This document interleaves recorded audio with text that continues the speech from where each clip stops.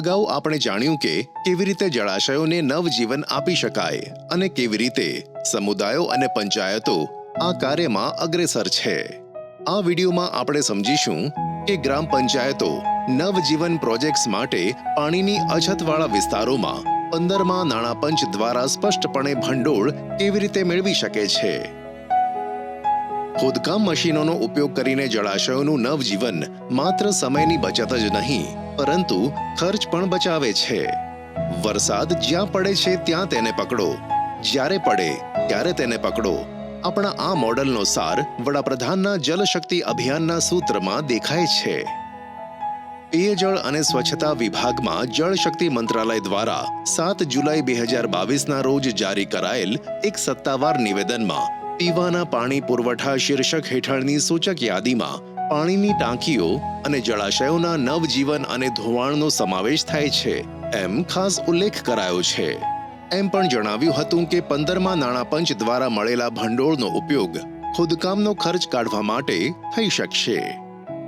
તો ગ્રામ પંચાયત તેમના સામુદાયિક તળાવોને નવજીવન આપવા અને સ્થાનિક રીતે પાણીની જરૂરિયાતો પૂરી કરવા માટે ભંડોળ મેળવવા કેવી રીતે અરજી કરી શકે, ગ્રાન્ટ મેળવવાની પ્રક્રિયા કેવી હોય છે, ચાલો જોઈએ. પગલું 1. ગ્રામ પંચાયતે 15મા નાણાં પંચ દ્વારા ગ્રામ સભા બોલાવવી જોઈએ અને જેસીબી અથવા પોકલેન જેવા ખોદકામ મશીનોનો ઉપયોગ કરીને તેમના જળાશયના નવજીવનના કામની જરૂરિયાત દર્શાવતી દરખાસ્ત મેળવવી જરૂરી છે. પગલું 2. સંબંધિત જૂથ કાર્યાલયના એન્જિનિયરે નવજીવન માટે સ્થળનું મૂલ્યાંકન કરવું જોઈએ અને ગ્રામ પંચાયત વિકાસ યોજના GPDPમાં સમાવિષ્ટ કરી શકાય તેવો ટેકનિકલ અંદાજ તૈયાર કરવો જોઈએ.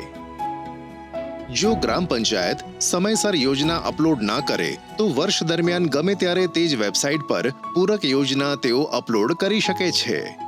તેઓ વર્ષ દરમિયાન ગમે ત્યારે બદલી શકે છે, પેટા યોજનાઓ ઉમેરી શકે છે અથવા વેબસાઇટ પર પૂરક યોજનાઓ તરીકે નવી યોજનાઓ પણ અપલોડ કરી શકે છે. પગલું 3.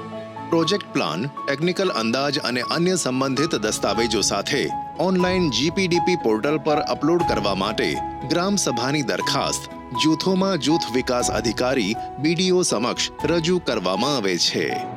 ઉપરાંત જો કોઈ સંસ્થા કામના અમલ માટે રોકાયેલ હોય તો તેની વિગતો ગ્રામ સભામાં મંજૂરી માટે વહીવટી મંજૂરી કે તકનીકી મંજૂરીમાં દર્શાવવી પડશે. પગલું 4. દસ્તાવેજો ઓનલાઈન પોર્ટલ પર અપલોડ કરવામાં આવે છે અને GPDP ભંડોળ માટે સંબંધિત જૂથ સ્તરે ડેટા ઓપરેટર દ્વારા નોંધણી કરવામાં આવે છે. તે પછી શ્રમ અને સામગ્રી હેઠળના શીર્ષકો બનાવવામાં આવે છે અને આમ 15મા નાણાં પંચ પાસેથી ભંડોળ મેળવી શકાય છે. 15મા નાણાં પંચની યોજનાનો લાભ લઈને 60%નો ઉપયોગ મશીનના ઉપયોગ સહિત મટીરીયલ ઓવરહેડ્સ પર કરી શકાય છે. જો એન્જિનિયર દ્વારા તૈયાર કરવામાં આવેલા ટેકનિકલ અંદાજ કે વર્ક ઓર્ડરમાં તેનો ઉલ્લેખ કરવામાં આવ્યો હોય તો આ કરી શકાય છે. પગલું 5. યોગ્ય મંજૂરી મળ્યા બાદ કામગીરી શરૂ કરવામાં આવે છે. કામ પૂર્ણ થયા પછી તમામ પૂર્ણ થયેલા કામોના બિલ મંજૂરી માટે પંચાયત કે ગ્રુપ ઓફિસમાં સબમિટ કરવામાં આવે છે.